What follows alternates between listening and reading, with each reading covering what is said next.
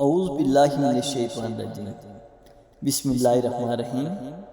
السلام علیکم ورحمۃ اللہ وبرکاتہ۔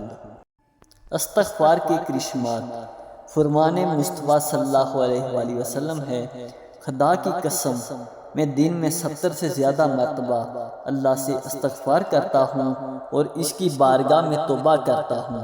پیارے بھائیو، اللہ کریم کے سارے ہی انبیاء کرام علیہ السلام معصوم ہیں، وہ گناہوں سے پاک ہیں، اور رسول اکرم جناب محمد مصطفیٰ صلی اللہ علیہ وآلہ وسلم تو سب انبیاء و رسولوں کے سردار ہیں۔ علماء کرام اور محدثین نظام نے حضور نبی کریم صلی اللہ علیہ وآلہ وسلم کے استغفار کرنے یعنی مغفرت مانگنے کی مختلف حکمتیں بیان فرمائی ہیں۔ چنانچہ نبی کریم صلی اللہ علیہ وآلہ وسلم کے استغفار کرنے کی حکمتیں علامہ بدر الدین عینی رحمۃ اللہ علیہ فرماتے ہیں، نبی کریم صلی اللہ علیہ وآلہ وسلم بطور عاجزی یا تعلیم امت کے لیے استغفار کرتے تھے۔ علامہ ابن بطال ملکی رحمۃ اللہ علیہ فرماتے ہیں، انبیاء کرام علیہ السلام کسی گناہ پر نہیں بلکہ لوگوں میں سب سے زیادہ شکر گزاری و عبادت گزاری کے باوجود اللہ پاک کا کما حق ادا نہ ہو سکنے پر استغفار کرتے ہیں۔ امام محمد عزازی ہمتا علیہ السلام، نبی کریم صلی اللہ علیہ وآلہ وسلم ہمیشہ بلند درجات کی طرف ترقی فرماتے ہیں، اور جب آپ صلی اللہ علیہ وآلہ وسلم ایک حال سے دوسرے حال کی طرف ترقی کرتے تو اپنے پہلے حال پر استغفار کرتے ہیں۔ حکیم المت مفتی احمد یار خان رحمۃ اللہ علیہ فرماتے ہیں، توبہ و استغفار روزے نماز کی طرح عبادت بھی ہے، اسی لیے حضور انور صلی اللہ علیہ وآلہ وسلم اس پر عمل کرتے تھے، ورنہ حضور انور صلی اللہ علیہ وآلہ وسلم معصوم ہیں، گناہ آپ کے قریب بھی نہیں آتا۔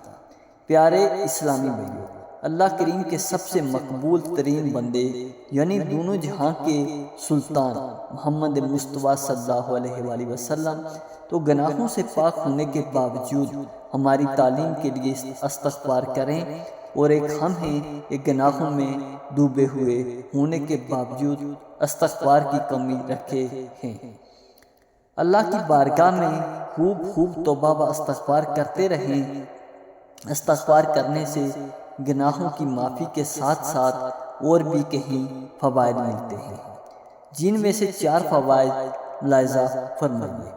توبہ و استغفار کے 4 فوائد: اللہ پاک توبہ کرنے والوں کو پسند فرماتا ہے۔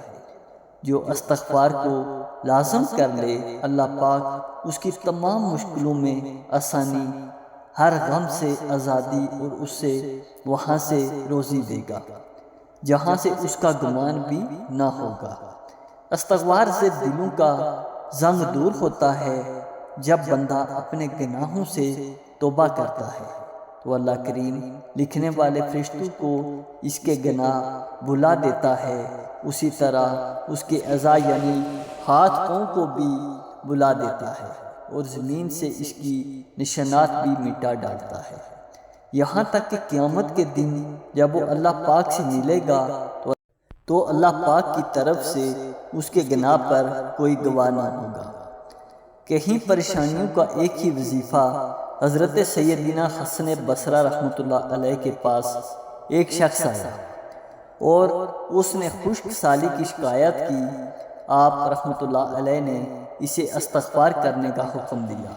دوسرا شخص آیا، اس نے تنگ دستی کی شکایت کی تو اس سے بھی یہی حکم فرمایا۔ پھر تیسرا شخص آیا، اس نے اولاد نہ ہونے کی شکایت کی تو اس سے بھی یہی فرمایا۔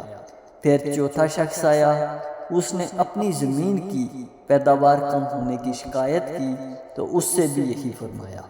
حضرت رابع بن سبی رحمۃ اللہ علیہ وہاں حاضر تھے۔ انہوں نے عرض کی، آپ کے پاس چند لوگ آئے اور انہوں نے مختلف حاجتیں پیش کی۔ آپ نے سب کو ایک ہی جواب دیا کہ استغفار کرو، تو آپ رحمۃ اللہ علیہ نے ان کے سامنے یہ آیاتیں پڑھی۔ استغفار کو بارش، مال، اولاد اور باغات کے عطا ہونے کا سبب فرمایا گیا ہے۔ تو میں نے کہا اپنے رب سے معافی مانگو، بے شک وہ بڑا معاف فرمانے والا ہے۔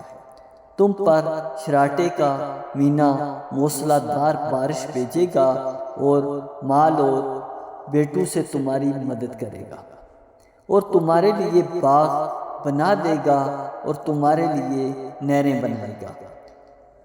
اس آیت کی مزید وضاحت کے لیے سچی توبہ سے مراد یہ ہے کہ بندہ کسی گناہ کو اللہ تعالیٰ کی نافرمانی جان کر اس کے کرنے پر شرمندہ ہوتے ہوئے رب سے معافی مانگے اور آئندہ کے لیے اس گناہ سے بچے اور اس گناہ کی تلافی کے لیے کوشش کرے۔